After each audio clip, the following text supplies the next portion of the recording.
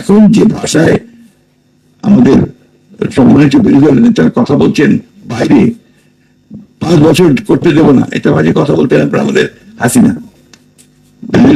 আপনার গেল 91-এ একটা দিনের জন্য শান্তিতে থাকতে দেব না, আজকে এই একই ভাষায় কথা বলতে শুরু করেছেন আপনার আমাদের বিরোধী দলের নেতারা। আমরা তাদের প্রতি ভীষণ শ্রদ্ধাশীল এবং আমরা মনে করি যে গণতন্ত্রকে প্রাতিষ্ঠানিক রূপ দিতে হলে, কার্যকর করতে হলে বিরোধী দলকে সবচেয়ে বড় ভূমিকা পালন করতে হবে।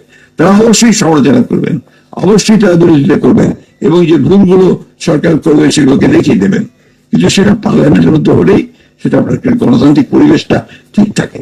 দুর্ভাগ্য আমাদের, আমরা সে আগের মতোই আপনার শুরু করেছি যে রাস্তায় নেমে এর প্রতিবাদ করা, যার মত তৈরি করার চেষ্টা করছি।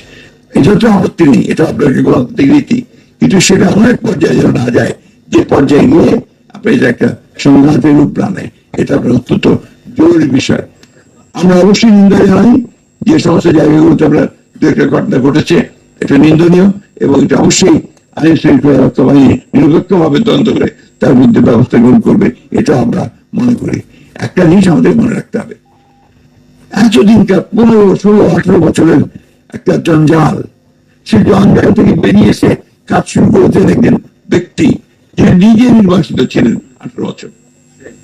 18 বছর পরে ফিরে এসে কিন্তু তিনি দেখেন প্রত্যেকটা একটু পজিটিভ জিনিস শুরু করেছেন। তিনি বলেছেন নেমে এসে কিন্তু তিনি সেই প্রথম যে তার জনসভা বা লোকজন গিয়েছিল সেখানে কিন্তু তিনি কোনো দলের কথা বলেননি, তিনি তখন কিন্তু বলছেন রাষ্ট্র গঠন করবার কথা। আই হ্যাভ এ প্ল্যান, পরিকল্পনা আছে, আমি পরিকল্পনা নিয়ে এসেছি, আমরা আপনাদের সাথে কাজ করে সেটা তিনি শুরু করেছেন। একটা ধারণা আছে যে জুলাই বলা হচ্ছে একটা মহল থেকে যে বিএনপি জুলাই সব পালন করছে না, এটাকে পুরোপুরি একটা ভ্রান্ত ধারণা দেওয়ার চেষ্টা হচ্ছে। এটা আমি তীব্র প্রতিবাদ জানাই, কারণ বিএনপি হচ্ছে সেই দল যারা সংস্কারের মধ্য দিয়ে কিন্তু এগিয়ে গেছে।